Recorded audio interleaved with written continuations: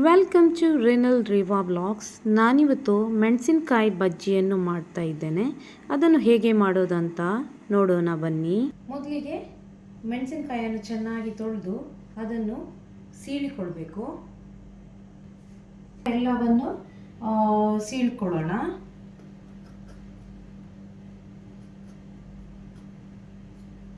ನೋಡಿ ಈ ಥರ.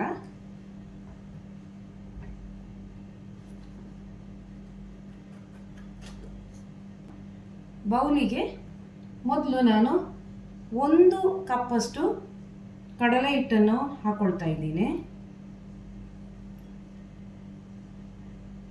ಹಾಗೆ 2 ಸ್ಪೂನಷ್ಟು ಅಕ್ಕಿ ಹುಡಿಯನ್ನು ಹಾಕೊಳ್ತಾ ಇದ್ದೇನೆ. ಅಕ್ಕಿ ಹುಡಿ ಹಾಕೊಳ್ಳೋದ್ರಿಂದ ಚೆನ್ನಾಗಿ ಕ್ರಿಸ್ಪಿಯಾಗಿ ಬರುತ್ತೆ. ಹಾಗೆ 2 ಸ್ಪೂನಷ್ಟು ಅಚ್ಕಾರದ ಹುಡಿಯನ್ನು ಹಾಕೊಳ್ತಾ ಇದ್ದೇನೆ. ಓಂಕಾಳನ್ನು ಈ ಥರ ಚೆನ್ನಾಗಿ ಈ ಥರ ಮಾಡಿ ನಾನು ಇದನ್ನು ಹಾಕ್ಕೊಳ್ತಾ ಇದ್ದೇನೆ ಇದಕ್ಕೆ. ಹಾಗೆ ರುಚಿಗೆ ತಕ್ಕಷ್ಟು ಉಪ್ಪು ಹಾಕ್ಕೊಳ್ತಾ ಇದ್ದೇನೆ. ಇದನ್ನಿನ್ನು ಚೆನ್ನಾಗಿ ಮಿಕ್ಸ್ ಮಾಡ್ಕೊಳ್ಳೋಣ.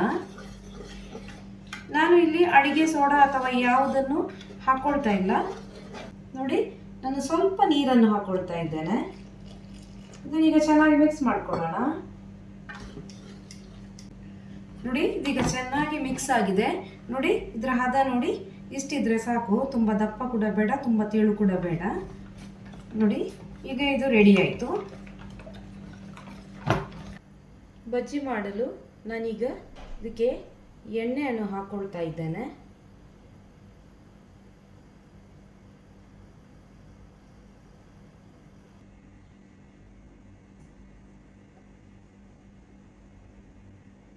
ನೋಡಿ, ಈಗ ಎಣ್ಣೆ ಚೆನ್ನಾಗಿ ಬಿಸಿಯಾಗಿದೆ. ನೋಡಿ, ಈ ಥರ ಬಜ್ಜಿಯನ್ನು ಒಳಗಡೆ ಮಸಾಲವನ್ನು ಈ ಥರ ಚೆನ್ನಾಗಿ ಈ ಥರ ಮಾಡಿ, ನೋಡಿ ಇದರೊಳಗೆ ಮಸಾಲ ಚೆನ್ನಾಗಿ ಹೋಗಬೇಕು.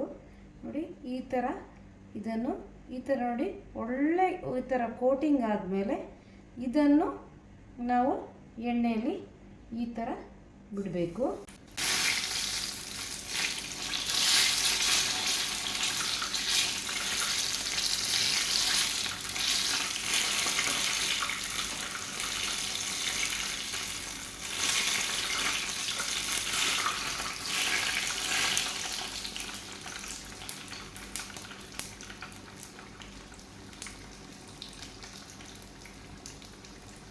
ಇದೀಗ ಫ್ರೈ ಆಗಿದೆ. ಇದನ್ನು ತೆಗೆದುಕೊಳ್ಳೋಣ. ಹಾಗೆ ಉಳಿದ ಎಲ್ಲ ಬಜ್ಜಿಯನ್ನು ಕೂಡ ಫ್ರೈ ಮಾಡ್ಕೊಳ್ಳೋಣ.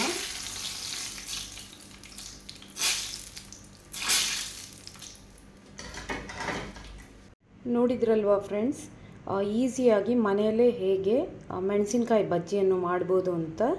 ತುಂಬ ಈಸಿ ಮಾಡೋಕ್ಕೆ. ಹಾಗೂ ಈ ರೆಸಿಪಿಗೆ ನಿಮಗೆ ಇಷ್ಟವಾಗಿದ್ದಲ್ಲಿ ಲೈಕ್ ಮಾಡಿ, ಶೇರ್ ಮಾಡಿ, ಕಮೆಂಟ್ ಮಾಡಿ. ನನ್ನ ಚಾನೆಲನ್ನು ಸಬ್ಸ್ಕ್ರೈಬ್ ಮಾಡದಿದ್ದಲ್ಲಿ ಸಬ್ಸ್ಕ್ರೈಬ್ ಮಾಡಿ. Thank you for watching.